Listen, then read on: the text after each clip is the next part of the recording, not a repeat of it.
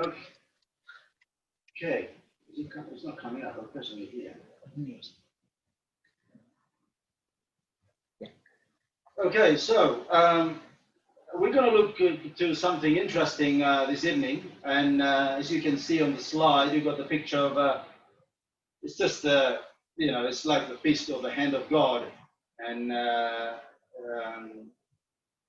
shaking or doing something into this earth that He actually created, and there's so many prophecy that relates into this particular presentation.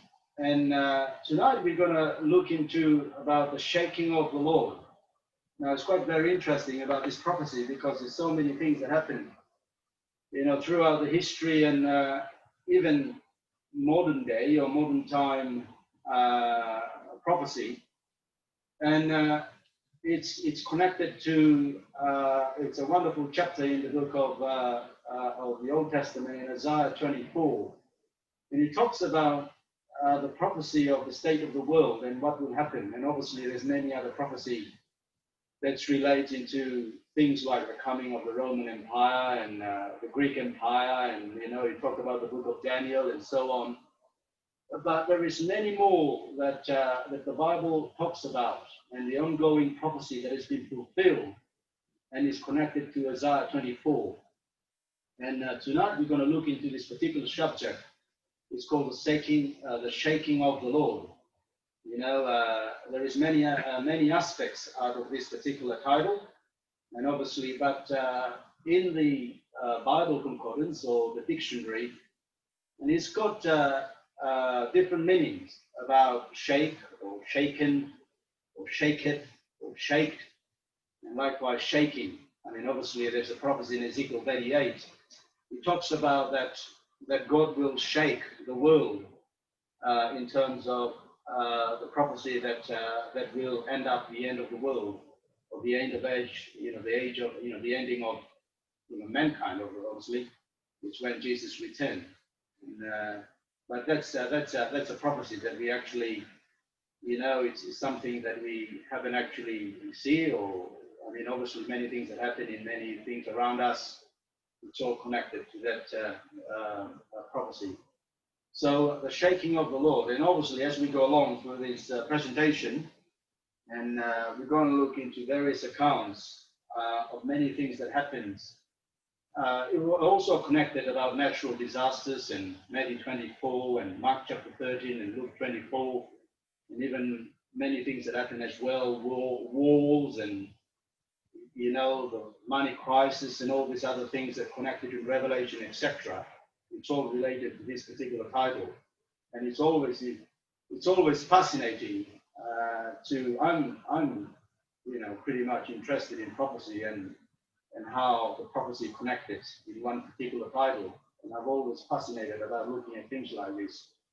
And so we're going to look into this, and then obviously, and what is actually the end of it all, for what has to come for the age to come for the returning of Jesus.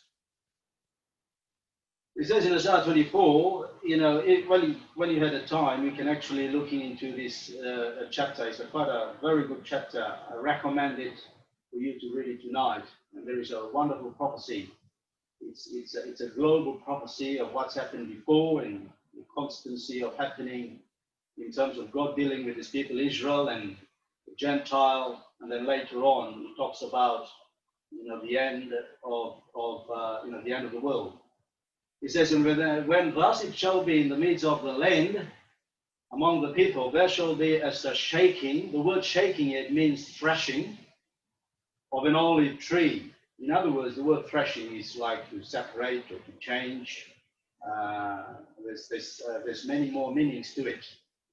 This particular word threshing in itself, and but obviously this is what the Bible here says. Yeah, shaking means threshing of an olive tree. The olive tree represents Israel, and that's the gleaning grapes when the vintage is done. And obviously, this particular two lines, we got there is a shaking of an olive tree, and also and the gleaning grapes when the vintage is done. You know, the last couple of lines is actually telling us the last bits of the thing has to happen, and we're actually living in that age now. You know, it's the last bits of the prophecy. Whether that's connected to Ezekiel 38 or whether many other things has to be fallen upon the face of the earth, we don't know. What we do know is we're living on the end times. You know, it's kind of like in the previous chapter, in chapter 23 and chapter 17, it talks about Israel as an olive tree. An olive tree now we can identify as the nation. And God have actually shake the olive tree, and the fruit of the tree have actually fallen, and it's only a couple or three are still hanging around, maybe perhaps one. And but it doesn't say how many are actually hanging around, but it's sort of, if you look in Isaiah chapter 17, it talks about that. So that's how the Lord have actually shaken the world in terms of many things have actually He have actually allowed because of mankind. It becomes to be very ungodly, and now we're actually living on the very last part of it for Jesus to return. The Bibles also reflect this particular chapter here in Isaiah 24. In Matthew 25, it talks about, and before him, Jesus, there'll be gathered all nations, and he shall separate them from one from another, and as a shepherd divided his sheep from the goats, and he shall set the sheep on his right hand, but the goats on the left. And that's actually the scriptures that connected to the end times of Isaiah 24, and this is what will happen when the prophecy of Ezekiel 38, perhaps maybe the continuation and of maybe 24, and then obviously Jesus will return through the clouds, and then it talks about here that he will separate the church from the ungodly world, or it's an identity of the sheep and the goats, of course, and that's what we can actually see here when we're looking into the shaking of the Lord in terms of threshing, or separating, or separation between God's people and those who are not. And we're going to look into some of the events that happens in the Old Testament time of how God has to shaken up Israel, or the land of Israel, in so many things that He's done because of their disobedience.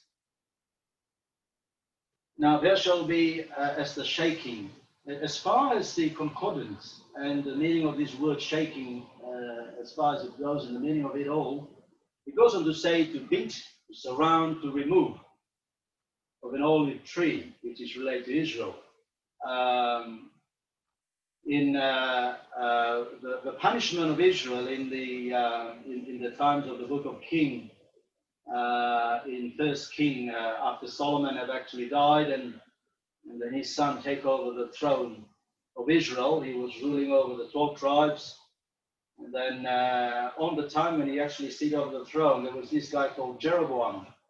He was actually from the descendants of the tribe of Ephraim. And then he came and the whole other tribes of Israel, the northern house, they promote this fella called Jeroboam, and he becomes to be the king of the northern house, the 10 tribes. And then Rehoboam, the son of Solomon, becomes to be the king of Judah. And then as far as the Bible is concerned, the whole house of Israel, the 12 tribes, becomes to be very ungodly. You know, you look throughout the book of the Bible, and the Bible talks about here in 2 Kings chapter 17, therefore the Lord was very angry with Israel and removed them out of his sight, and there was none left but the tribe of Judah only. So the house of Israel, the 10 tribes, they were taken away first by the very strong or very warlike nation, the Assyrians. As far as the history of the Assyrians is concerned, they were very fierce.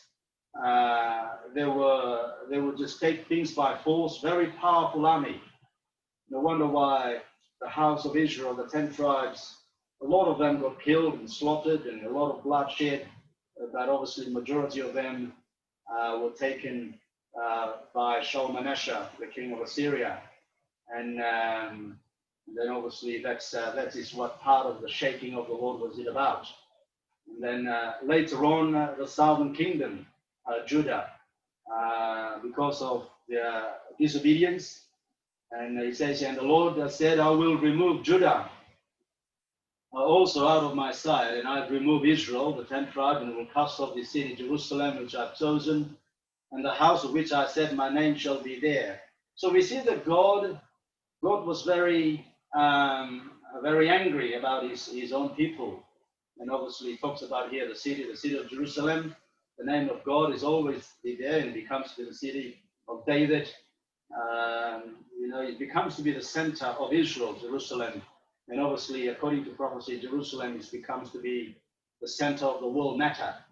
In many things that happen in the history of the world relating to Israel and Jerusalem, it's all connected to the Bible. But God did say that he will shake up his people by allowing other kingdoms to take his people away, to remove them out of his sight because of their disobedience. And that's just a little chart of the northern house. Got taken to Assyria in 745 BC, and then in 605 BC, Nebuchadnezzar came and take the southern house. And then, and that's what we can actually identify of how God continued to shake the world and shake mankind.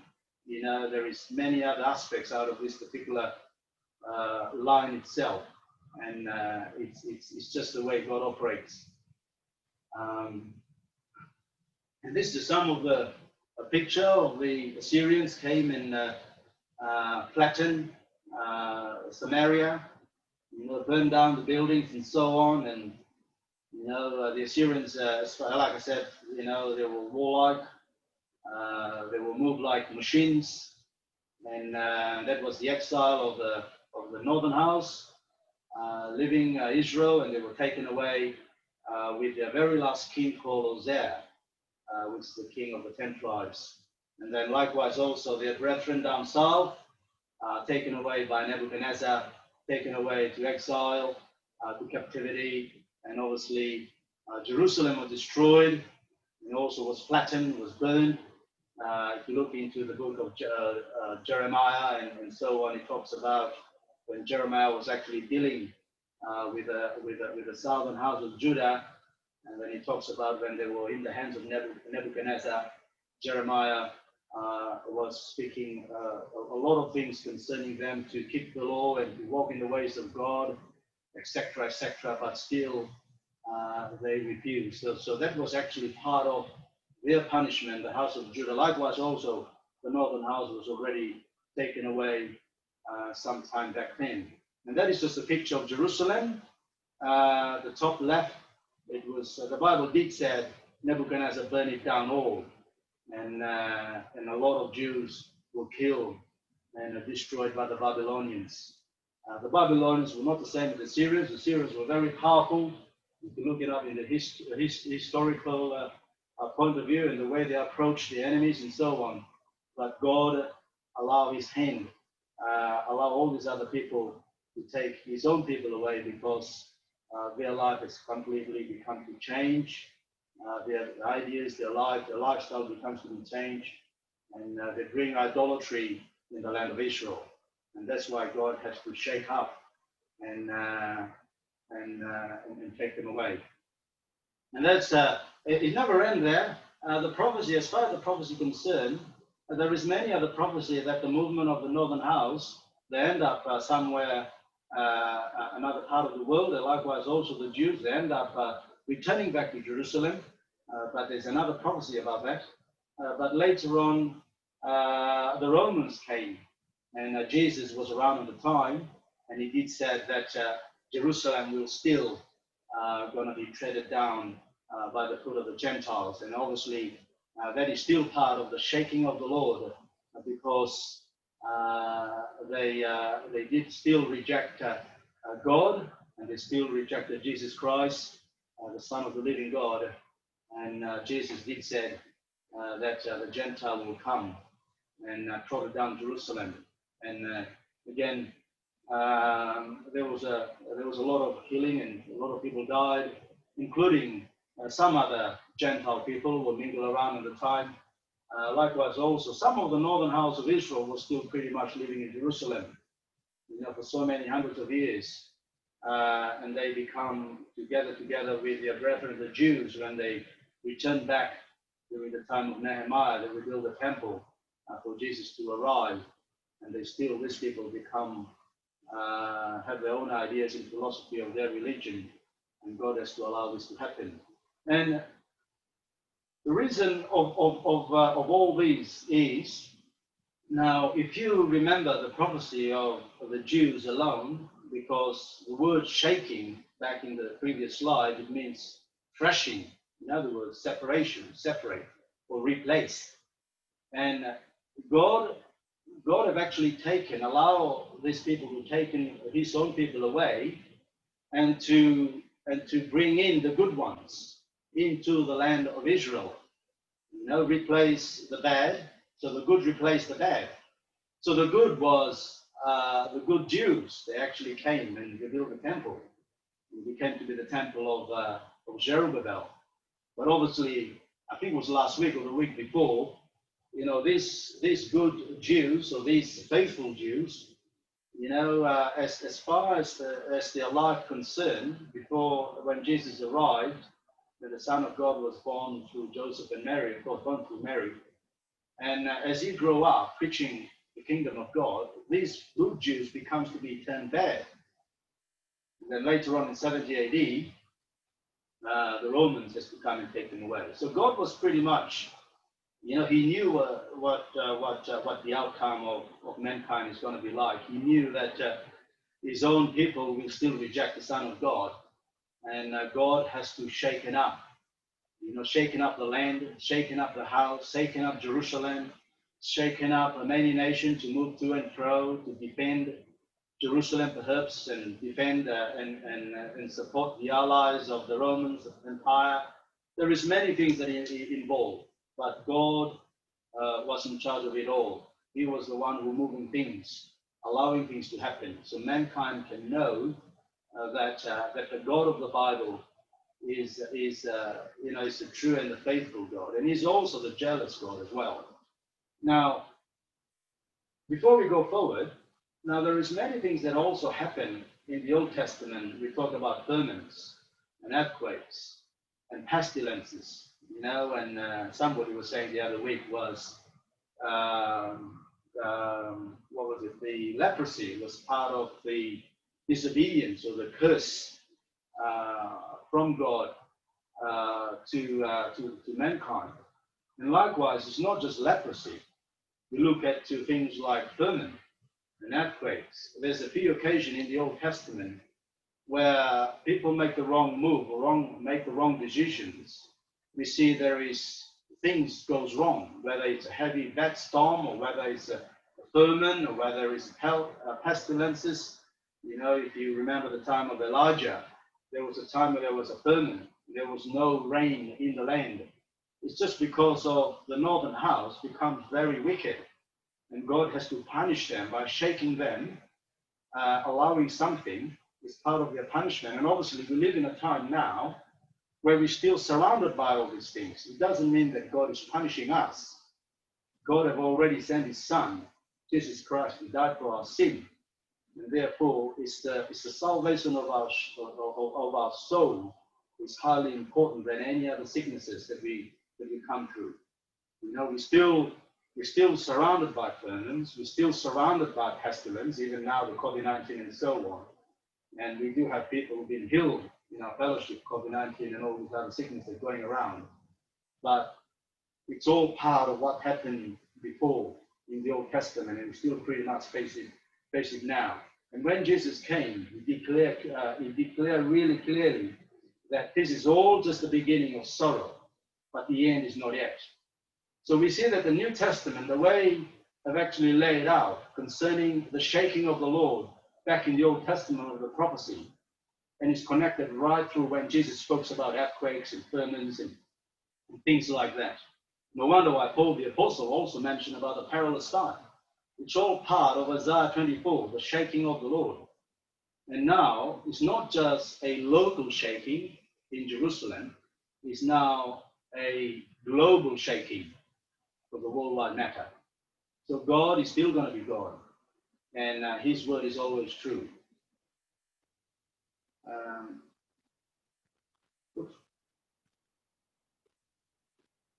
Okay, so in Jeremiah, this is another interesting prophecy relating to the coming of the Babylonian kingdom, Nebuchadnezzar, but it's not just relating to the coming of Nebuchadnezzar. Obviously, the Bible did say that, but some of this prophecy, you've got to really have some study on it. And, you look into Revelation and many other scriptures in Ezekiel and things like that. And it gives us a clear insight of what has to be fallen, also in the last days. He said, for thus says the Lord of hosts and God of Israel, the daughter of Babylon. Now, the daughter of Babylon here is relating to the nation of Babylon. Yeah, and obviously for those who attach to the Babylonian doctrine of religion, in this particular case, we're talking about the beast, the Catholic Church. No wonder why in Revelation chapter 16, chapter 18, rather, it talks about that the saints, we as the saints who come out from the harlot, or the mother of the harlots, which is the Catholic Church, which is related to this verse. And he talks about here, the daughter of Babylon is like a threshing floor. It is time to thresh. So God is saying here, it's time to thresh or separate her. But he goes on to say, yet a little while, and the time of the harvest shall come. Now, the coming of the Roman Empire, of the Roman world, obviously the history of it is all pagan and, idol worship, and it becomes pretty much popular as far as history is concerned. And we're living in a time where it's pretty much where mankind have become to take up this example of the Babylon way of life, ungodly and idolatry and pagan and all this other stuff that we're pretty much aware of. And because of all these, God have actually spoken here that He will separate her. He will separate. One day He will separate, because He goes on to say, yet a little while, and the time of her harvest shall come. In Revelation chapter 14, it says, for the time is come for thee to reap, for the harvest of the earth is ripe. Now, Isaiah 24, when we look into Isaiah 24, it's actually talking about the very last prophecy that we're actually waiting for to happen, for the end of the world. It's what we actually, the stage and the time we're living in now, is pretty much what we can see here in Revelation chapter 14 and Jeremiah 51. Because the Catholic Church have actually changed a lot of things.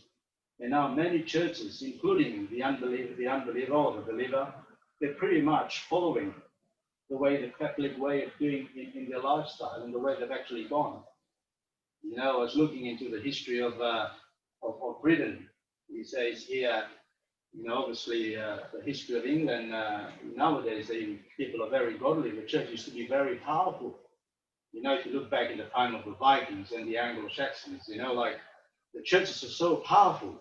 We're talking about 500 AD or maybe perhaps later on after that. It's still pretty powerful. But in 1960, 1970, things have slowly start to change.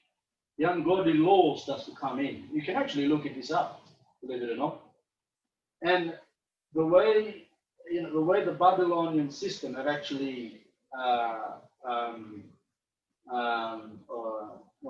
have actually soaked up the world and mankind and their life, and we actually are, we as the saints, we're living in the midst of the ungodly world. Where does the ungodly come from? Come from Babylon. Where does the ungodly come from? Come from the pagan Roman doctrinal teaching. Because nowadays there's a lot of people want to mix it up. For example, there are those who, like going to church, but they still do what the pagan does.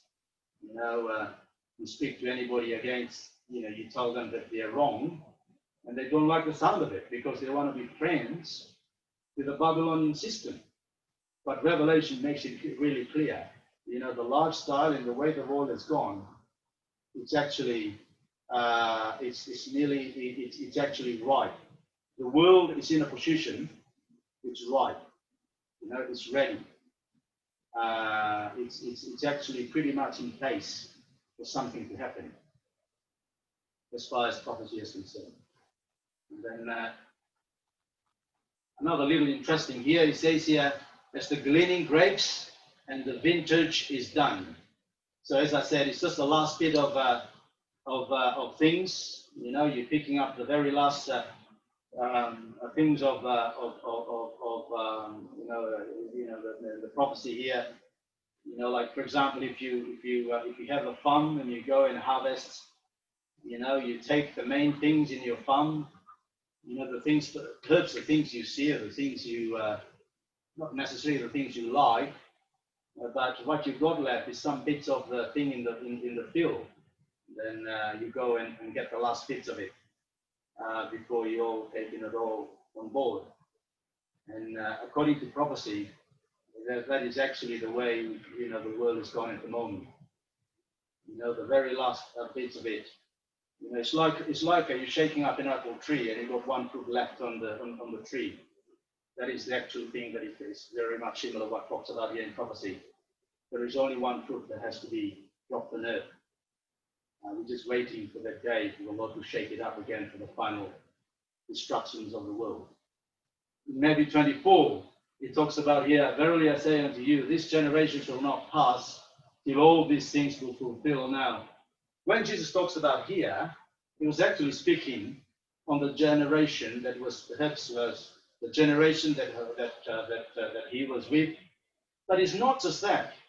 It's also relates to the generation after you go, and the generation after that, and the generation is to come after that, and even now. You know, it doesn't matter how many generations live on this earth, the word of God still stays the same. And it talks about here, till all these things will fulfill. You know, so it's very clear that God is continuing to shake the world. He will continue to shake the heart of men. No wonder why Jesus said the heart of men are failing. He will shake up everything.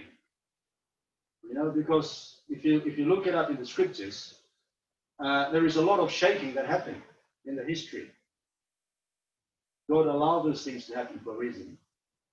But what we do know is, you know, the final of all these things is yet to come. We're living in a time now where we might be the last generation, or maybe for those who come after us, there might be their last generation for them, because we're living in the last days. Now I'm going to bring you back here in many things that happen in history in terms of the shaking of the Lord. In Isaiah 35, it talks about, you know, Jerusalem. The Jews returned back into Jerusalem, and the British army, led by this particular person here, General Allenby. This is, again, it's all prophesied in the Bible.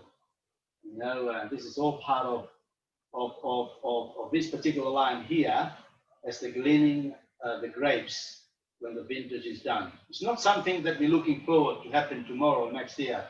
This has already happened. We're living in this stage here in Isaiah 24, in verse 13, this very last line that connected to Revelation with the seven woe. You know, it's connected to this verse here. And obviously, in 1917, World War I, the War of Independence, 1948, the 1967 war. This is all prophesied in the Bible. The gleaning grapes when his vintage is done. And obviously, Thurman in 1980, when it started kicking off in Africa. One of the worst famine ever in history was in China. I think it was nearly, I can't remember what it was, a huge number of people, well over 10 million people died. I think it was more than that. That was back in the 1930 or something like that in China. But this one in 1980, the famine in Africa started in Sudan, in Ethiopia. It's pretty much famine. It's still pretty much happening now. Likewise, the Gulf War in 1997, lead up to 1999 to 2000. the earthquake in Indonesia. But there's many other earthquakes that happened in many, many years ago, and when obviously recent ones is happening. I think there was one last year, but I can't remember. There's so many of these things happening now. It's the constancy of the shaking of the Lord. And obviously there was a huge mass of immigration, of migration. People flee from the Mediterranean, from the Middle East, across the water, the Mediterranean Sea, to come to Europe in 2015. And obviously we got the current situation called the COVID-19 2020.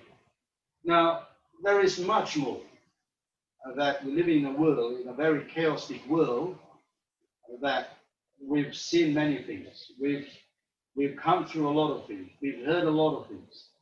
And we are the only one who understand all these things. Because why? Because we know our God. We know that the word of God is true. And as I said before, this is all part of this little line here, is the gleaning of the grapes when it's the vintage. It's nothing else that we expect to come apart from Ezekiel 38. That is the only thing actually we're waiting for to come or to happen. And somebody has to unlock that prophecy. But guess what? Who's going to unlock it?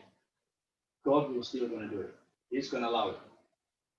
And obviously, as we see, there's many things that happen in many, many years. Likewise, some of these things that we do know, we're very familiar with all these things. But what will happen next? In Mark chapter 30, and it talks about here slightly different when Jesus mentioned about the shaken. In Matthew chapter 13, in verse 25, in the stars of heaven, the word heaven here, it means the sky, not necessarily heaven, it means the sky, okay, shall fall, and the powers, it means the force that are in heaven shall be shaken. It means the word shaken here means to disturb or to stir things up. And obviously, on this particular prophecy of Jesus Christ, the sign of his second returning, likewise is connected to Matthew 24. And it's we can identify things like thunders or lightning, and something that is very common across the globe. Things like heavy storms, like thunder, lightning brings heavy storms and causes flood. It's all what the Lord, because there's a scriptures in the book of Psalm. He talks about that he owns the world, isn't he? He also talks about that he owns the soul of men. And but sadly, we live in a world now where mankind, they think they know better than God. And today I was witnessing to a young lad, and he was full of science and evolution and all this other stuff. But people are lost, aren't they? They don't understand where they're going. They've got no clue about their future hope for them. But as far as what we understand, as far as the prophecy is concerned, this is now the prophecy of the Son of God, carrying on what his Father said in terms of shakening or shaken. We continue to mention the same thing. So there is an ongoing shaking. We might don't feel it now, but God is still continuing to shake the world, to actually allow for mankind to see that he owns his universe. It belongs to him. And like a natural disaster as well, it's all part of this prophecy. Cyclones and things that are shaken up from the heavens means the sky. In Ezekiel 38, this is the scriptures that I've been quoting here. It talks about a different type of shaking. It says in Ezekiel 38, it says, "For in my jealousy and in the fire of my wrath have I spoken, surely in that day there shall be a great shaking." And it's quite interesting. When I look it up in the word shaking, it means vibration. Vibration and uproar. It means quaking, commotion, or it's a loud bang or explosion or whatever it is, rattling. And it goes on to say fierceness. I didn't put it there. So it's something pretty more serious than any other word that we see before. The meaning of the shaking or shake. It says in the land of Israel. And obviously this is relating to the land of Israel, and likewise, for the nation who holds the identity of Israel. And God said that there will be a great shaking. in the land of Israel. So it's nothing to do with what happened in the time of the book of Kings, nothing to do with that, where God is to allow the Assyrians and take them away by force, likewise taking away the Babylonians. And it's nothing to do with 1917 at all, because 1917 has got a completely different prophecy for the sake of the punishment of Judah. They end up returning back to the land of Israel. It's nothing to do with this particular prophecy. This is now dealing with Russia. God will allow Russia to invade or to attack Israel. And then obviously, this is where it's all going to end. Now, I was looking up into how explosion, the impact of it, and how it can actually create a lot of damage, not necessarily to humans, but obviously cause a huge amount of damage when an explosion taking place, whether it's just a small explosion or a nuclear explosion. Now, on this particular prophecy, as far as prophecy is concerned, and the meaning of this word shaking, and it talks about here, it says the bomb causes damage in several different ways, depending on the point in which the explosion impacts. These different points include vibration, the blast wave, the shock wave, the fragmentation, heat, and the blast wind. Now, what about the nuclear weapon? How strong that might going to be like, and how much area or how much place that the nuclear explosion consume? So, and obviously we can see that the life we're living on now, and we're living on 2020, and every nation now got nuclear weapons. The moment they're having this election in America, and many other things have happened now. The reason why a lot of nations now have got nuclear weapons because they want to defend their own people, their own country. Now, nuclear weapons wasn't actually popular way back in the First World War. In the Second World War, First War, I can't remember what it was, but when America bombed Japan in Hiroshima, that was kind of like the beginning of it all, and then now it becomes even more massive. It becomes to be one of each nation popular weapon, nuclear weapons. So the shaking of the Lord hasn't finished as yet, because the Bible did say that God will shake up the nation. It's talking about a terrible shaking. In Job chapter 15, he talks about here, he shall shake. He's talking about violence of his unripe grape as the vine, and shall cast off his flower as the olive. He's talking about the ungodly mankind. And obviously this is at the time when Job speaking, he was going through things. And he talks about here, it's relating to the ungodly people, or the godless people who doesn't really that interested. But there is a prophecy for them here that they will live in a very violent life, not necessarily to actually violence and go and take down their break houses or rip down the bus stop or anything like that. But deep within their lives, as far as the shaking is concerned, they will have a very miserable life, an unhappy life. Talks about here for his unripe grape. And obviously, one of the examples as well, Jesus came to the land of Israel. He was expecting his own people to see fruit from them, but they didn't have any fruit at all. In Job chapter 15, he says, "For the congregation of hypocrites," is talking about mankind, "shall be desolate, and the fire shall consume the tabernacle of the bribery." In other words, it talks about for those who do wrong and injustice. So, as far as this word here, shake, means violence, it's combined with the two type of people, good or bad, and then and obviously people who refuse to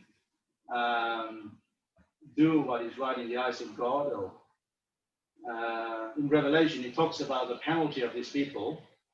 It says that, but the fearful and the unbelieving and the abominable and the murderers and the warmongers and the sorcerers and the idolaters and all liars shall have their part in the lake of fire, which is burned with brimstone, which is the second death. So that we're talking about here from Job, a different type of shape, which is pretty much involved or connected with the majority of the people on this planet. And the result of that all, the end of that is the punishment of death. And Revelation 21 is what's going to happen to all these people. It's all part of God is shaking it up. And obviously it's not just to shake them up to frighten them off, but it's all part of the prophecy that God is giving them an opportunity because Jesus already died for them. And people not really still not interested to love God. They rather to love themselves and love their own thoughts and their own ideas or whatever they want to try to live their life for. Anyway, so that's the thing we can see, the connection of Job 50. In Haggai chapter 2, it talks about here, about the end of the world here. It's all part of it. It's linked up to all this presentation. It says, well, thus says the Lord of hosts, yes, yet once in a little while, and I will shake. The word shake here means to undulate. It's kind of like you moving backwards and forwards. Like the Bible talks about mankind got tossed to and fro like a wind that got tossed to and fro. It goes on to say, because of this movement that mankind faced in life, they've got tossed to and fro in life because of the chaotic world that we live in, talking about wars, and people are moved in fear. And because of all these things happening around them as well, the meaning of it as well, again, another meaning of it is to make them afraid or to tremble. But they didn't realize, as I said before, God is in charge of it all.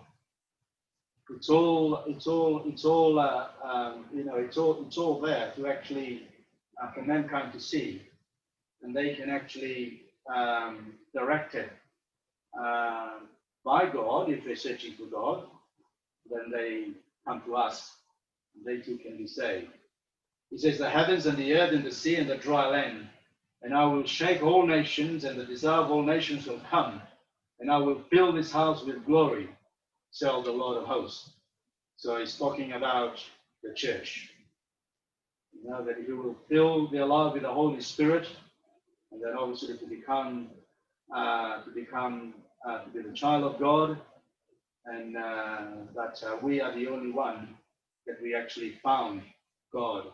We now understand why the world the way it is, why there's so many shaking going on, why there is so many problems, so many unanswered questions, so many fear and concern and worries. We've now got it, because we've partaken of the glory of God through Jesus Christ. But still, this prophecy still stands today. In Hebrews chapter 12, it talks about also here the similar thing. It says, whose voice then shook the earth? He's talking about Jesus, though. He says, but now he hath promised, saying, yet once more I shake or vibrate. The word vibration appeared there again, just like in Ezekiel 38, to tremor or to concern, to fear and quake. Not the earth only, but also heaven. No wonder why we've got those, all the natural disasters and other things that we've actually, sometimes we sort of try to work out what really make the rain to rain. Why there is so many storms, like thunders but we can see here that it's very interesting in the book of Psalm where it talks about God's creation and how he allowed things, how he formed things and allow things to happen in the face of the earth, talking about natural disasters and so on. But this is all part of the signs of the time of Jesus' second return. Now we know that of all these things that we actually seen in life, not just a natural disaster, but what we do know, there is a better place ahead of us. There is a better place. There is nothing, anything like this as such. It's there. It's the kingdom of God. And one day we will be there. And there will be no more shaking that we see run about ourselves today. Because we're going to be with God.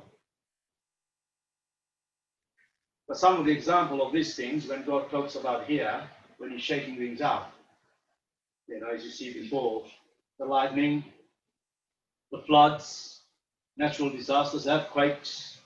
This is what Jesus spoken of, isn't it? The recent bushfire in Australia, it takes about months, I think, to actually stop the fire or something like that. It was actually goes longer, wasn't it?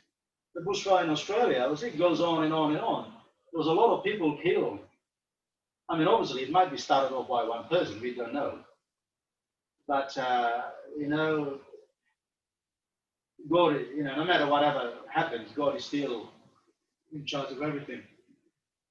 But the Bible did talks about all these things that we've got big storm. The powers of heaven shall be shaken.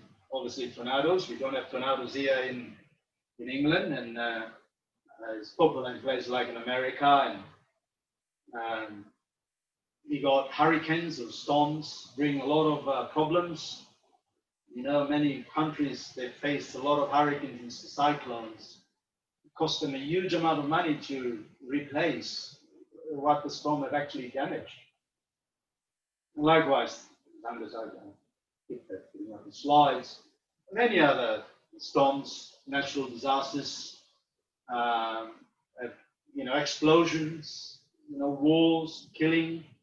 This person here, lost his house, and maybe perhaps he lost his daughter. The war in the Middle East, and it's just what mankind have actually decided to do. Mankind have decided to refuse God. That's what it is. Matthew 24 is quite a very fascinating prophecy because of the very last part of Jesus speaking to the disciple at the time. He goes on to say, "This is the beginning of sorrow, but the end is not yet." And imagine you knew somebody who lived next door to you, and his flat has come crashing down through the explosion. And that's what it's like in the Middle East. And obviously, famine. This is in Sudan, in quite some time ago now, and still today there is famine in Ethiopia, in Africa. Famine is caused by wars, but the Bible did spoke of famine. And again, as I said, it's part of the shaking of the Lord in Isaiah 24 and Haggai chapter 2. And likewise, earthquakes, another explosion, wars. This lady is running out, trying to help the lady. And we've got a current situation called the COVID-19. There's nothing new under the sun. The only bright and the new thing that we're looking ahead to is the returning of the Lord. That's what we have to looking forward to, isn't it? This world is coming to an end. And on top of all this, what's going on in the world, not just many other major horrible events that happen across the globe, but, you've got people standing up for the global warming and wake up and all these other rallies and protests going on around the globe. They're protesting for something, aren't they? Justice now. We want peace. We see here, this is just proven, God is molding the world. God is shaking the world. But still people doesn't really see it or understand it. And obviously the recent Brexit, it's all part of the end time stuff. People are into something, aren't they? They want to choose something to make them comfortable, or perhaps to bring peace on the next door neighbor, or perhaps as a nation, to have peace in our nation. So we change this, that, or the other. And likewise also the global warming. It's quite a national matter. And recently we got the COVID-19 situation and the shutdown. is in America. I think in London was last week or the week before. Trafalgar Square, there was hundreds of people crowding up there, trying to refuse wearing the masks. They stand up for it, but obviously it's the government thing coming in now to follow all these things. But guess what? God is all on this matter. Mankind, we're just little human beings. We're just running here and there, vote for this, cheer for that, go to work, earn money. But God is above it all. We've got to watch out our soul now, Jesus is coming back. In Psalm 18, this is Psalm of David. He says here, then the earth shook and trembled, and the foundation also of the hills moved and was shaken because he was wroth. And obviously, it is very clear, God is a loving God. He's a loving Father. The Bible, there's a lot of hundreds and thousands of scriptures that talks about that we have to love God, no matter what. Whether we are good or whether we are bad or whether we're having a tough time, whatever state of life, we have to love God. We have to love God. And there is always a light in the end of the tunnel. There is always going to be. It is going to be for us, but sadly not for the people of this life, not for the people of this world. The people of this world, they use this interpretation, isn't it? But they don't even know how to get there and how to find it in the first place. We know how to get there. We know how to overcome. We know that the end is nigh because God is doing something. He's allowing something for a reason. This COVID-19 situation, it's in the hands of God. He's allowing it for a reason. It's not just an independent matter. It's a global matter. A lot of people died. They're talking about having a second wave, isn't it? Here in England, because we've got the winter coming up. But it's in the hands of God. You don't need to try to work a way around it or try to do something that the way the world has gone. We've got to live by the gospel, aren't we? We've got to live by the gospel because God is in charge. In Psalm 140, I quite like here the statement of King David. He talks about here, I know that the Lord will maintain the cause of the afflicted and the right of the poor.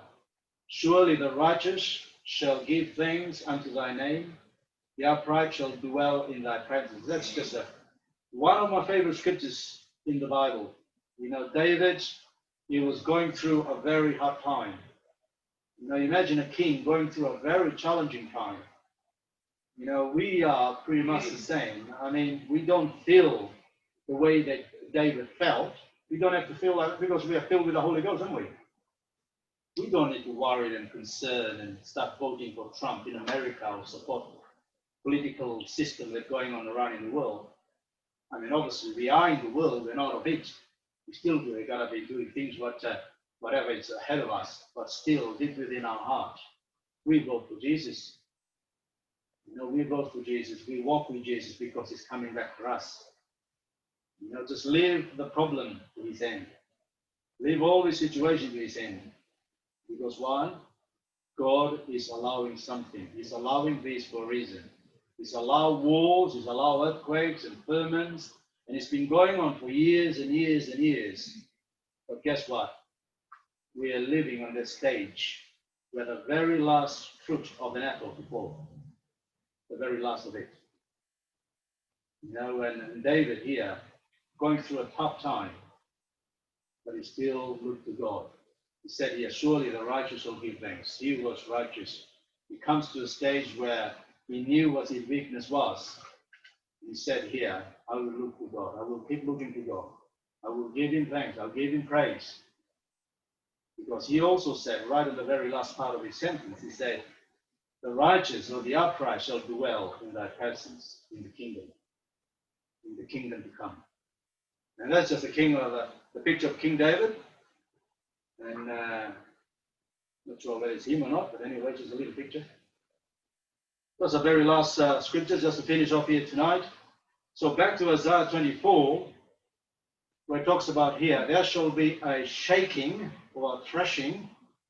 The word of threshing is to separate. Of an olive tree is no longer dealing with Israel, now it's dealing with mankind. Okay, it's dealing with mankind now.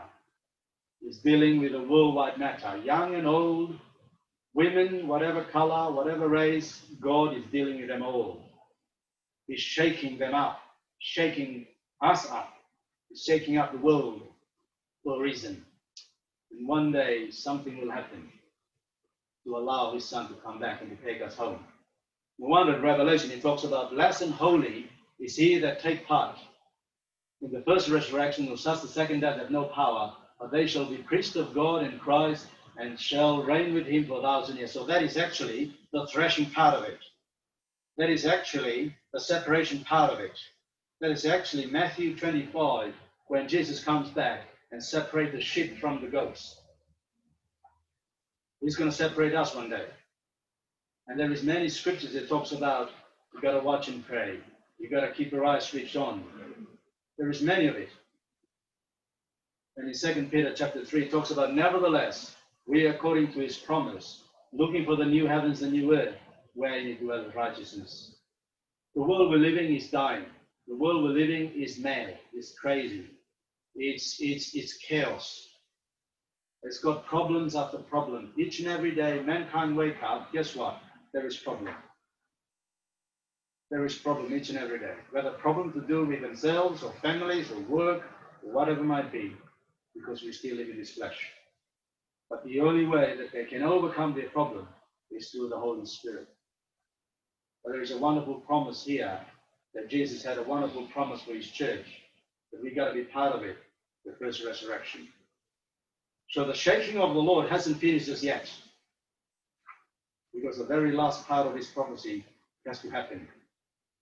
It's not something that we are waiting to happen. It can happen right now, anytime, because according to many prophecy, we are living in the stage where the thief, the thief will break in the house. The time when we actually fast asleep, they just come in and take what we like, and they disappear. That is the stage that we're waiting for. Christ is coming back soon. And he's going to separate us from this world, from this ungodly world, from this pagan world, and deliver us to his kingdom. And all the people say, Amen. Okay.